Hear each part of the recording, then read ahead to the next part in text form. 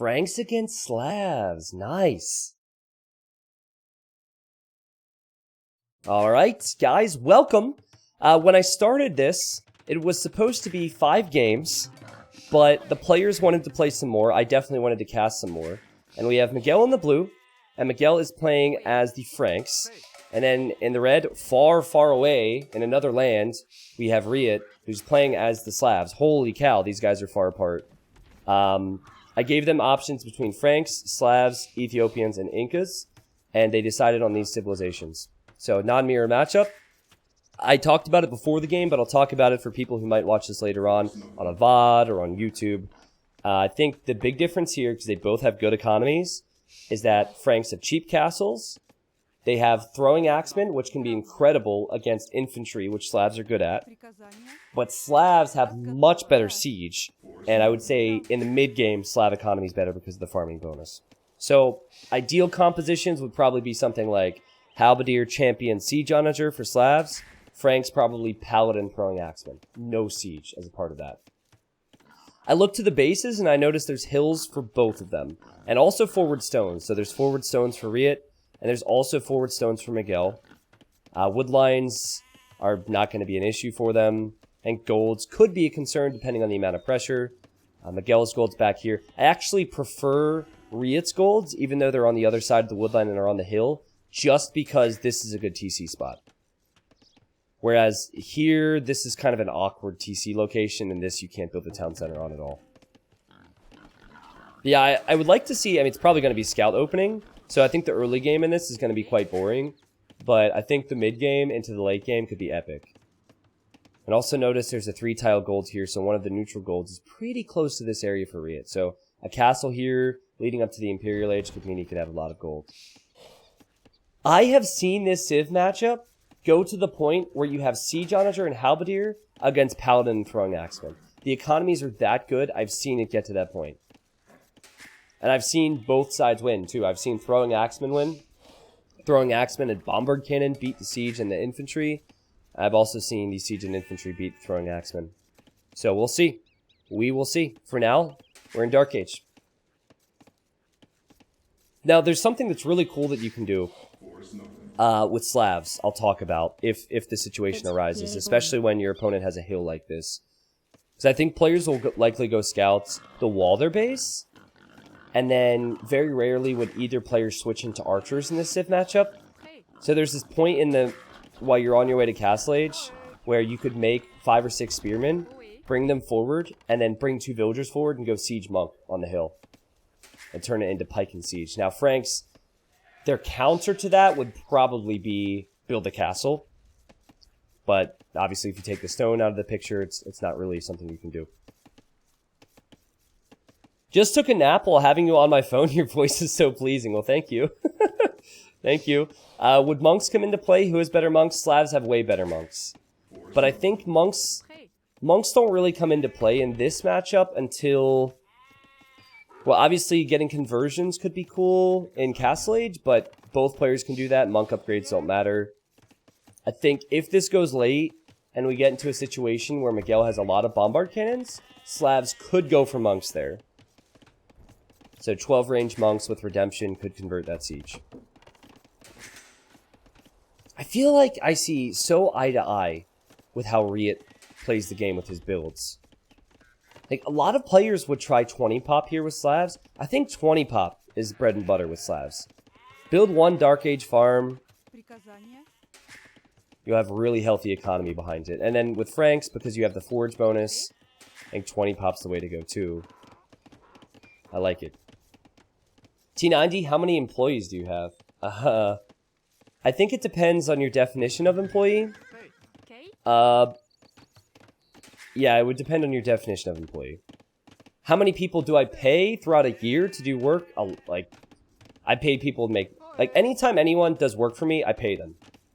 So, like, Hank and Algernon were paid for their maps. People who co-cast with me in Hidden Cup were paid. Dux was paid to do full-time mod work in Hidden Cup. Robo and my thumbnail artist, Ugly, are probably the 2 that are paid more consistently for the work that they do for me. But so I guess 2, but it depends. Now, modding, I guess, okay, I should rephrase that. Mods are not paid. I can't pay all mods. That wouldn't make any sense. But, they're paid with love, and they're paid with, what else would it be, mods? What else do I pay you with? Be very careful, by the way. What else? Come on. Insults, power. I pay you with power, exactly. Tears and wasted potential feels bad. Sorry, I should have clarified a little bit. Who asked that question? I bet you the person who asked that question, he didn't even care. He just wanted to watch the world burn. Thank you, and Bart of Doom for the 14 months, and thank you, Musica, for the 21. And Fresh to Death, and Poltra, all for the resubs. I do not pay anyone with feet pics, alright? Notice how, as Miguel walls, he is going to wall out his stones, and that is the exact same for Riot. So they're in Feudal Age, they're making scouts, and they will have amazing economies because of their farm bonuses. Both players taking a similar approach to just play safe. There's nothing worse than trying to move out to attack your opponent, finding their walled, and then having them show up with scouts to kill 2 or 3 villagers. It just sets you needlessly behind, so they're going for the safe approach.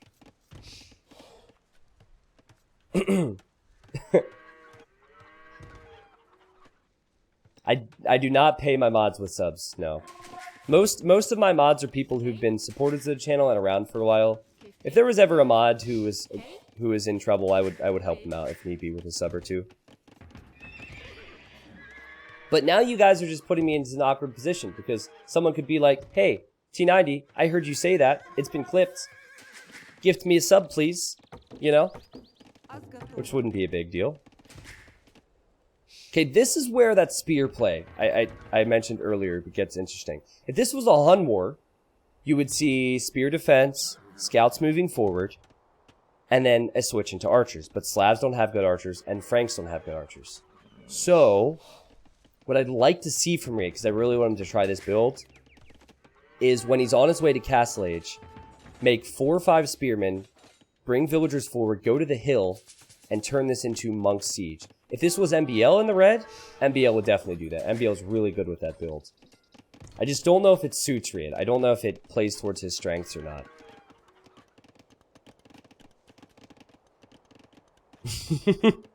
Sir Smokes Weed a Lot says, T90 paid me to write community game rigging code. That's not true. That's all Nightbot, man. That's all Nightbot. So 15 farms for Riot, or 15 on food.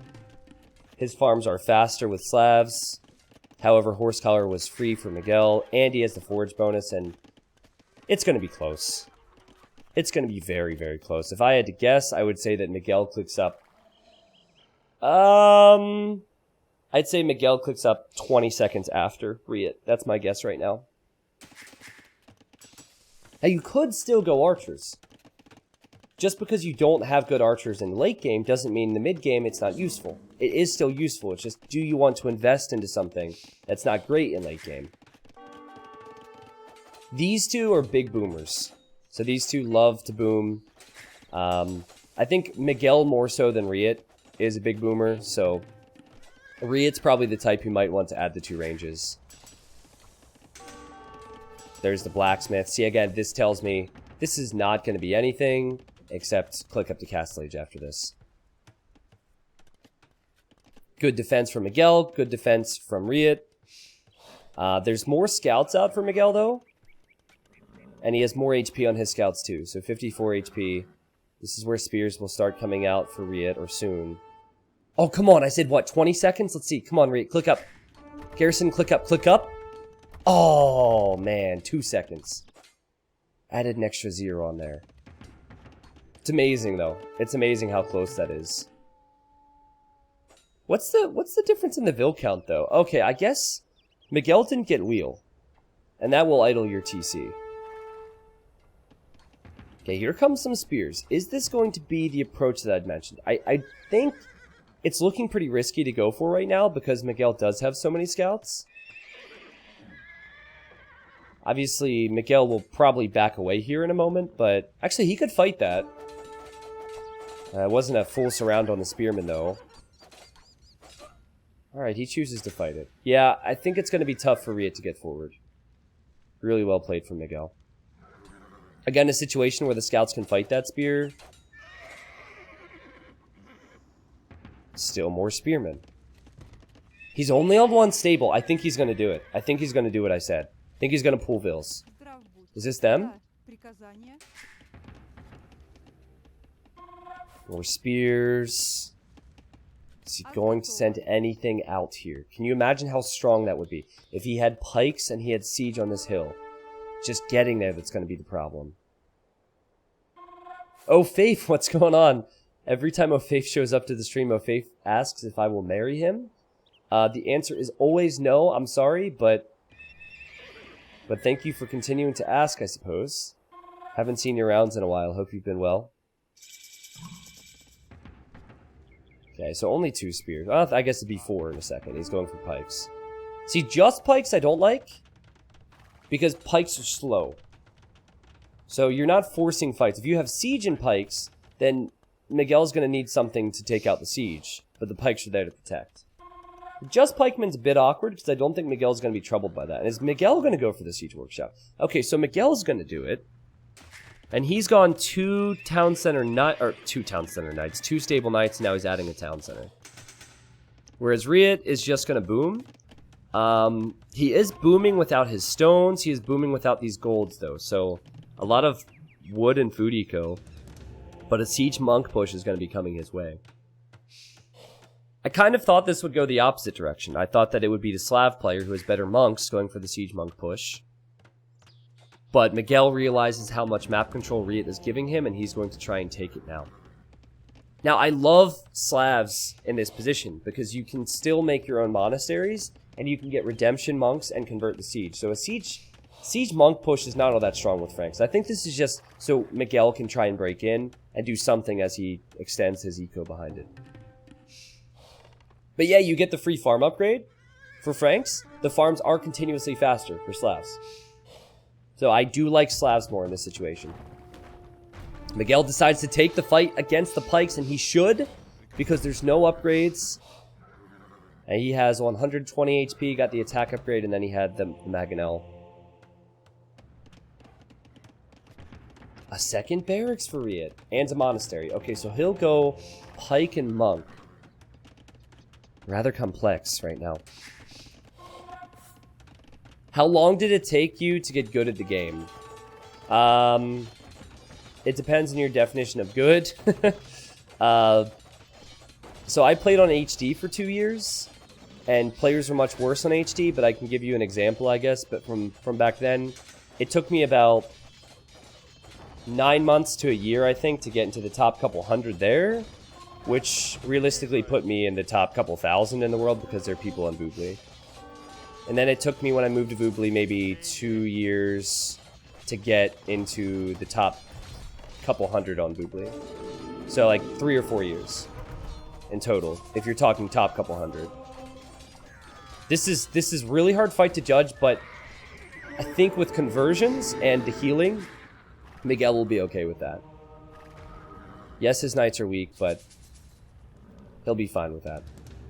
The only thing he's not going to be fine with is that his third TC was a little bit delayed, but I'm not even sure if Riet...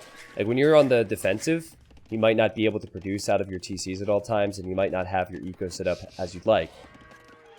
Miguel doesn't have to worry about that. He's already on stone, so he... Oh, no, what? How did that stone miner get out there? Do you see that? Okay. Maybe she came from the forward, but yeah, he's already on stone. That's something that Riet can't take. He's Frank, so he could think about a cheap castle right now. I think Riet really needs to take this hill back. Miguel will be happy with this.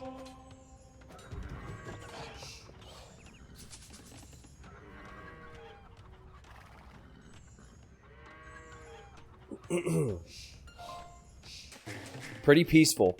Pretty boomy. I think you always want to be in the position of Miguel, though.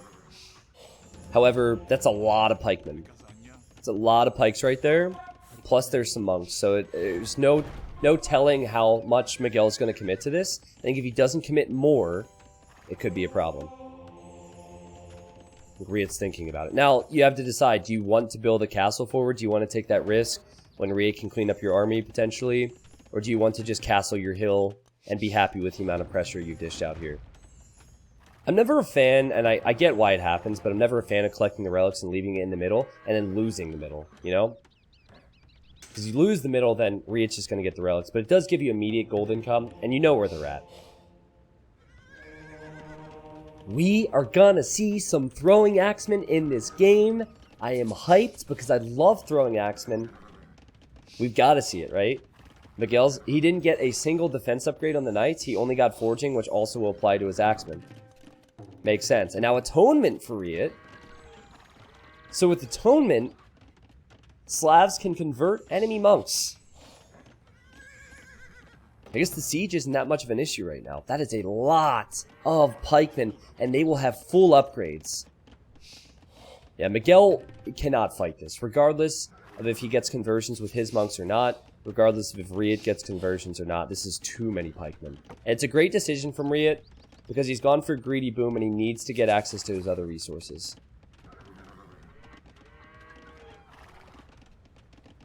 Wait a second. Okay, Miguel, build the safe castle. Don't build it here. Build the safe castle. Build it on the hill. Okay, he's waiting for the stone. Okay, that's a good castle. This is just good all-around play from both of them. Riet's trying to get some room to breathe. Miguel knows that that's probably what Riet will do, so he's placing the safe castle. He lands some shots with his siege. There is no siege for Riet, though, so I don't think Riet can stop this castle. Miguel would likely quick wall this. I mean, there are enough monks there. What is it, 6 monks? Quick wall! Quick wall! Palisade! Palisade! Palisade! Miguel! Oh, God. Miguel. Okay, palisade. And that castle will go up. What does a faster Imperial bring you if you're Miguel? I think he might actually go hand cannons instead of axemen. Makes me kind of sad, but it's a great move here for Franks. And he'll also take as much of this stone as possible. Because I see he's getting padded archer armor. But Franks do not have very good archers. I don't know how Riet didn't get conversions there. And Degel, sorry. I just confused Dogal and Miguel and made Degel. There's some conversions. I think Miguel should have just deleted them. But yeah, where's the university? There's the university, so that means fast chemistry for Miguel. Now you have all this army. What are you going to do with it if you're in Riet's shoes? Well, thankfully, Miguel's not really posing much of a threat right now, but he will here. So when you're threatened in the front of your base, going for a counter is the way to go. So it pulls your opponent away from the front. They have to send slow units back usually. How sick would it be if he were to go for a siege push and just break right into Miguel's base? He's going to take that gold now, and Miguel's going to wait for chemistry, and he will push with hand cannons and bombard cannons, and potentially a castle drop on the front. Now, Miguel, realizing that this is a risk, should be on stone enough where he can build a castle at home. There's a hole there. Oh, man, this is so bad for Miguel. I mean, the monks would have been there as well to get conversions. Oh, geez, this hurts. He has all those forward production buildings. He can't produce from them yet because chemistry hasn't completed. And his eco is definitely going to be worse than Riet's now. But what does Riet do without stone? Like, he can't make bombard cannons. So he would have to go for rams. Can't make trebs, can't make bombard cannons. I guess defensive archer ranges for Miguel now. I was wondering where he built his other castle. I think this castle was a mistake. Because this is on the back side. I think what he needed was to build a castle there to protect his stone. Very sloppy for Miguel. You would expect him to know better. And also the knights that used to be his are killing his villagers right now too. So many idle farms. However, here come the trebs. And here come the hand cannons. Can Riet kill this? He's an infantry siege civilization. He doesn't have siege yet. I don't know why there's flame there. What? What? DE? And the hand cannons are on the way. With more stone income, Miguel could build more forward castles. He could continue this push. Now, Miguel does not know that Riot has his golds on the left. That is an area he could pressure, but I'm not opposed to pushing the middle because that's most of the farming eco for Riot. Okay, we have some throwing axemen that are here, and a few hand cannons will come out. Oh, these knights are doing so much. Miguel's got to be so annoyed with himself that he let these units through here. But then Riot's got to be frustrated because he doesn't know what to do, and he's getting Onager now. But guys, Onager will take some time. And he's making archer ranges, I guess, to make skirmishers. This is such an awkward push to stop. 3 trebuchets, 1 bombard cannon, and 10 hand cannons. Riot can't kill this right now. He'll lose this town center, and he'll lose this town center. But it's like both players have a side of their base that they need to protect, and they can't. This is ridiculous. And now, oh, that is a crazy castle for Miguel. Forget about your own base, I guess. Castle here. Oh, man, that's on the wood line, and that's also further protecting that stone. And Riot is just abandoning his base now. Farm count is really low for both players. Not something you see from these Sifs. Normally, there's upwards of 50 farms for Slavs, and upwards of 50 farms for the Franks. Like, it's kind of a base trade, only Riot's not pushing right now. That's the concern. However, the freaking Knights! The freaking Knights! Okay, he actually created one of those, because it has 10 plus 4. Skirmishers are not very good for Slavs. And also, if Franks ever get those Cavalier, it's difficult. But you obviously are not going to be able to make Cavalier if you don't have the farms. Cavalier are not going to be an option for you if there's Halberdiers out, and the Halberdiers are still raiding. Riot is still raiding these town centers. I keep waiting for Miguel to have something to deal with these raids. This army has done so much damage. And meanwhile, Riot, who's at 138 population, is doing what he can with the defensive skirms. Now he's relocated. He has a TC over here. He might as well just take the stone at Miguel's base. Miguel's slowly killing these units, but man, he's taking so many losses. He's 20 vills behind. This is such a crazy game. Now, props to Riot for seeing this gold. He's scouted a lot of this map, so he knows where the golds are. 97 pop for Miguel and 130 for Riot, but he has 6 farmers. Like, look at all these vills. They could all die. Oh, Onager! Onager! Big Onager shot! What? Beautiful micro from Miguel. Still, actually, that was sick. Yeah, that was sick. It could have been so much worse for him. Only lost 1 bombard cannon, maybe a hand cannon or 2. And now he's going to add stables on the front so he can make knights to take out the skirms. Yeah, he's still losing a lot of these gold units. Oh my god. And also, the Halbs are still attacking. This is the most effective Halb eco raid you've ever seen. Unbelievable. I thought that would have been cleaned up early imp. But I guess Miguel was putting so many of his resources into the push. He didn't have what he needed.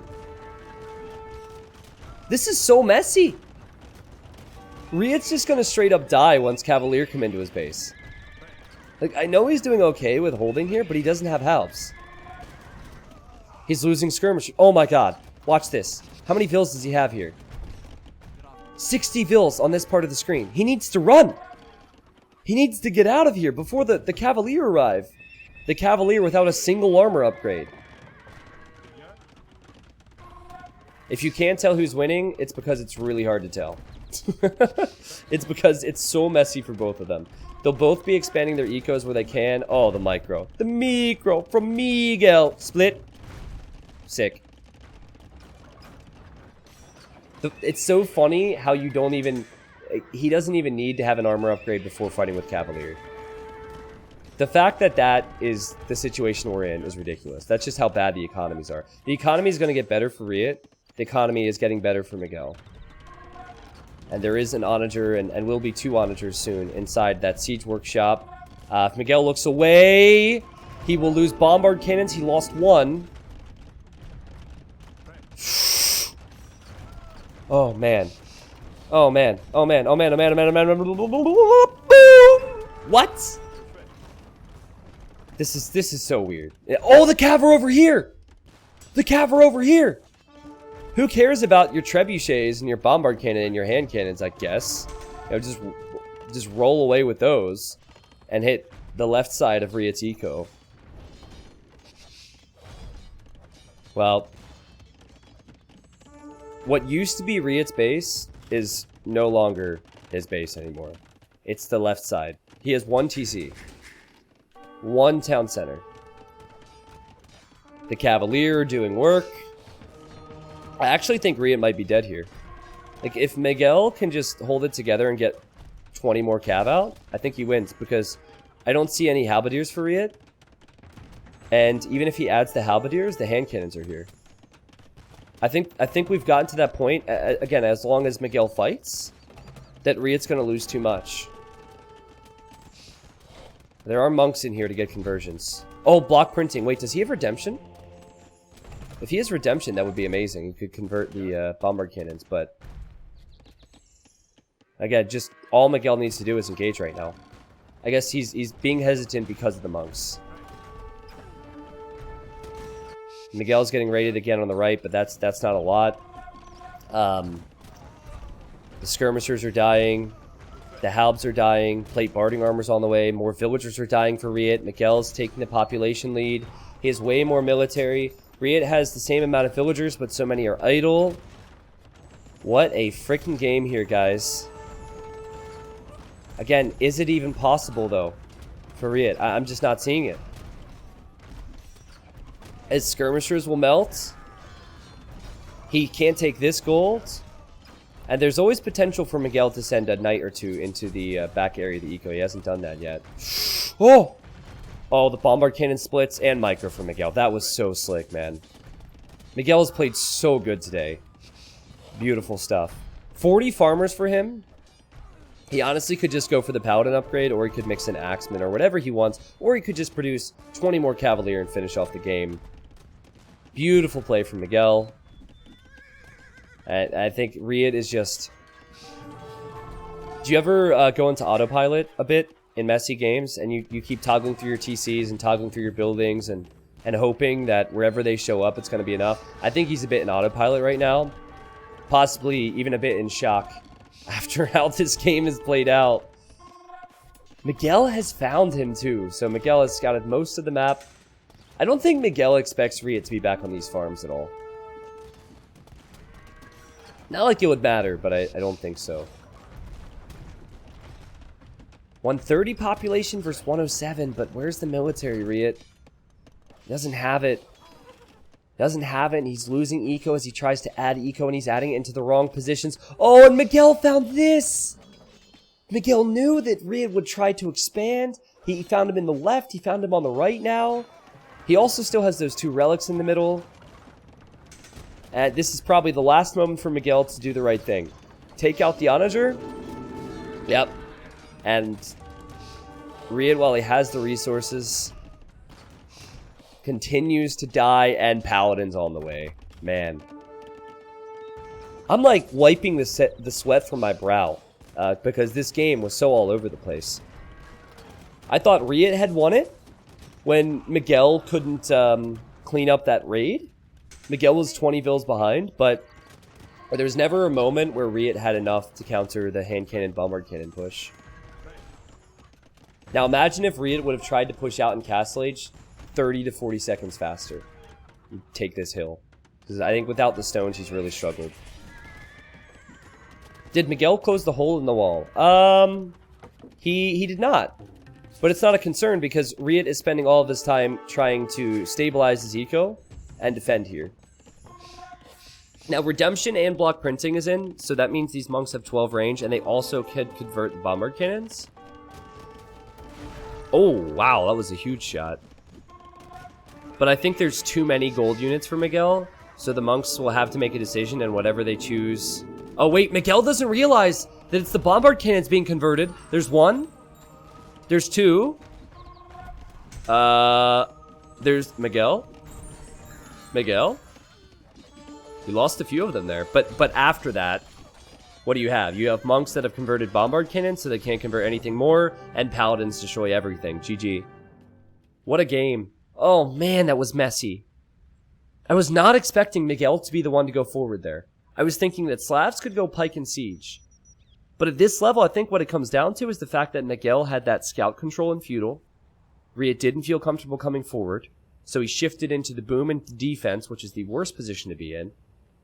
And I love the castle position from Miguel. He didn't go extra greedy. I loved the fast chemistry from Miguel. I think the only mistake that Miguel made in this game was, do you remember this castle? I think this was a bad castle. When he sensed that Riot was coming forward, he built it here because of his golds. I think that he should expect that Riot's going to come from the left and just castle the hill. And that whole little raid that came in on the left is probably never an issue. Still ended up winning, but that was pretty sick. Both players had to constantly relocate their economies. We will see one more, guys, because it's not a best of 7. I think we're going to play one more and do all 7 games. And it's prize pool for the players per win. Cool. I'm actually really curious to see the food count. So, food difference was pretty extreme. No, wow, 22,000 food versus 22,000 food. Gold count and stone count was huge, though. Miguel had way more golds. It was good from him to shift to the left side of Riot's base to take him off those golds there. Thankfully, Riot did find the gold in the left corner, but it still was not enough to make up for it. And the stone. Maybe if Riot had 1 stone, he could have made a castle to protect his base and to make trebuchets. It's always tough there without the stone.